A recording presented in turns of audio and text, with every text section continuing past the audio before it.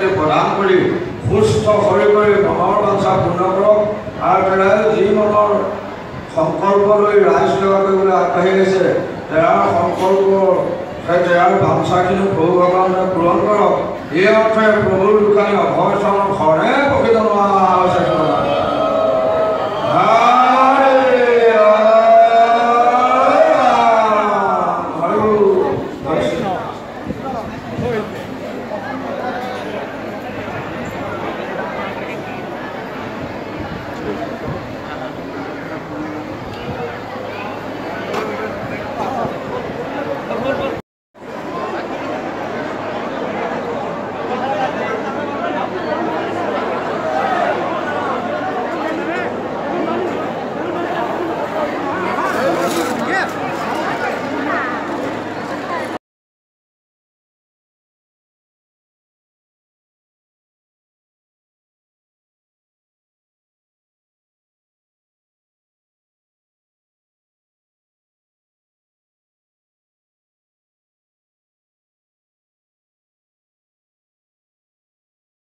দুটা গুৰুত্বপূৰ্ণ পথৰ কথা কৈছে যে বনাই দিলে ৰাইজৰ উপকাৰ হ'ব সেইখিনি দিশতো বিশেষকৈ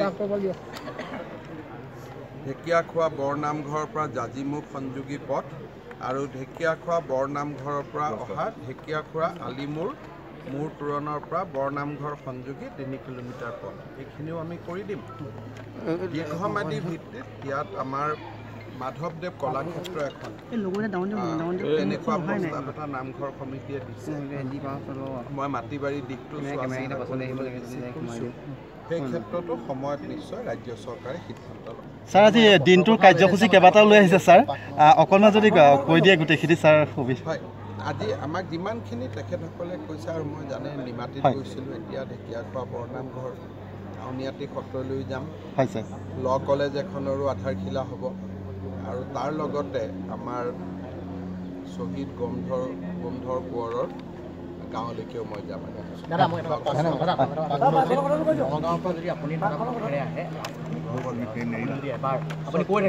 মইতো ৰাস্তা দি অহা যোৱা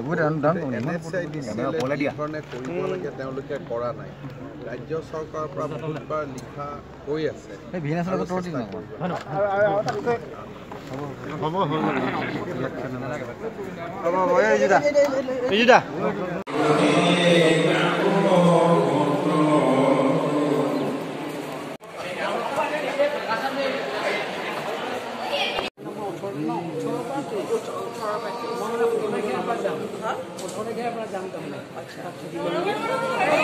sampai malam kenapa lah?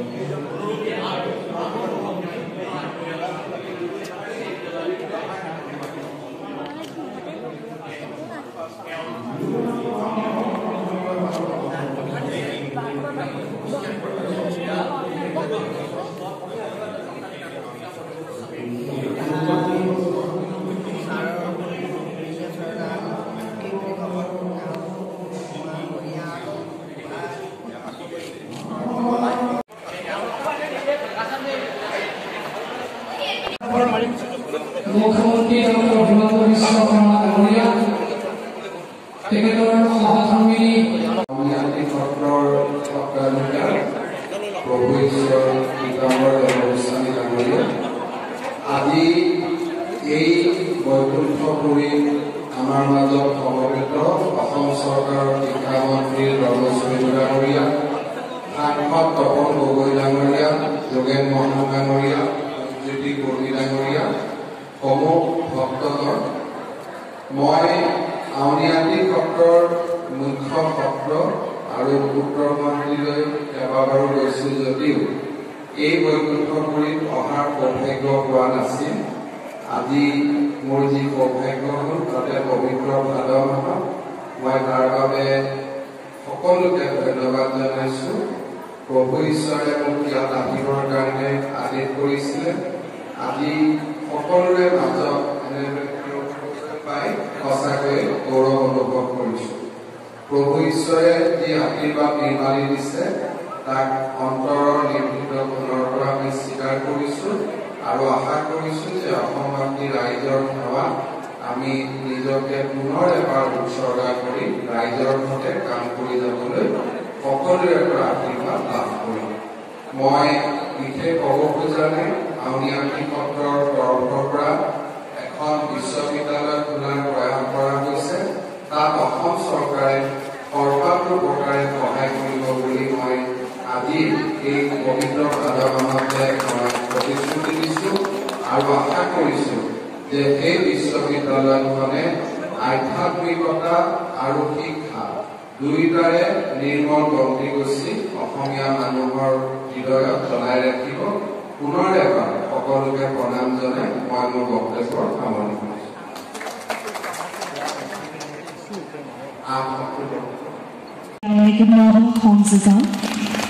এয়া যোৰহাট চৰকাৰী আইন মহাবিদ্যালয়ৰ নিৰ্মাণ কাৰ্যৰ দুৱাৰ মুকলি কৰা হৈছে। অশেষ ধন্যবাদ সকলোলৈ। উপস্থিত সুধীবৃন্দ ৰশ্মি ৰেখা বৰুৱা কাকতিয়ে।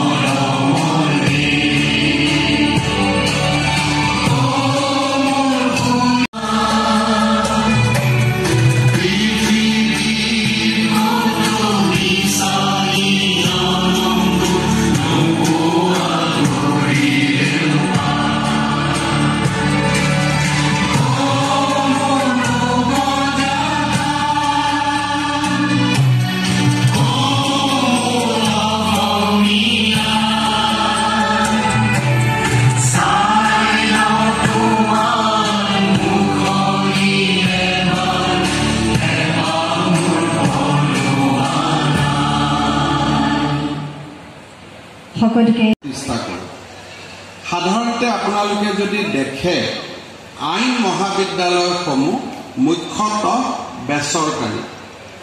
গুৱাহাটীত এখন গভৰ্ণমেণ্ট ল কলেজ আছে, তাক বাদ দি বাকী গোটেইবিলাক ব্যক্তিগত বা সমাজসেৱী ব্যক্তিৰ দ্বাৰা প্ৰতিষ্ঠিত হোৱাৰ বাবে তাত ছাত্ৰ ছাত্ৰীসকলে মাচুল দিব লাগে। আৰু কেতিয়াবা কেতিয়াবা এইটো অভিযোগো আহে যে মাচুল কিছু অত্যাধিক বুলিও আমাৰ মাজলৈ অভিযোগ আহে।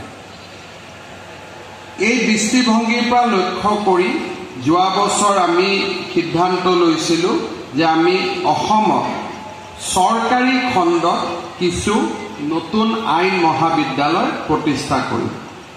আমি ঠিক কৰিছিলোঁ যে আমি এখন ডিব্ৰুগড়ত আইন মহাবিদ্যালয় প্ৰতিষ্ঠিত কৰিম, এখন নৰ্থ লখিমপুৰত, এখন ৰঙিয়াত, এখন ধুবুৰীত, এখন যোৰহাটত, এখন বিশুত, এখন শিলচৰত, এখন তেজপুৰ, এখন নলবাৰী আৰু এখন নগাঁও। যেতিয়াৰ পৰাই ৰূপজ্যোতি কুৰ্মী ডাঙৰীয়া তেতিয়া বিধানসভাত আছিলে, যেতিয়াৰ পৰাই তেওঁ গম পালে যে যোৰহাটত এখন আইন মহাবিদ্যালয় হ'ব, তেওঁ আমাক অনুৰোধ কৰিলে যে আইন মহাবিদ্যালয়খন মৰিয়নি সমষ্টিত হ'ব লাগে। আৰু ৰূপজ্যোতি কুৰ্মী ডাঙৰীয়াৰ অনুৰোধত চৰকাৰে সিদ্ধান্ত ল'লে যে যোৰহাটৰ আইন মহাবিদ্যালয়খন আমি মৰিয়নি সমষ্টিতে আমি স্থাপন কৰিম। আৰু আজি সেই গৌৰৱৰ দিনটো আহি পৰিল। আজিৰ পৰা যোৰহাটত আইন মহাবিদ্যালয়খনৰ কাম আৰম্ভ হ'ব। এই আইন মহাবিদ্যালয়ত আমি 14,74,00,000 টকা ব্যয় কৰিম। 24 মাহৰ ভিতৰত এই আইন মহাবিদ্যালয়খন আমি সম্পূৰ্ণ কৰিবলৈ যত্ন কৰিম আৰু এই আইন মহাবিদ্যালয়খন এই অঞ্চলত হোৱাৰ লগে লগে এই অঞ্চলৰ ৰাইজে যথেষ্টখিনি সা সুবিধা পাব আৰু চৰকাৰী খৰচত অৰ্থাৎ ন্যূনতম মাচুলত আইন শিক্ষা লাভ কৰিব।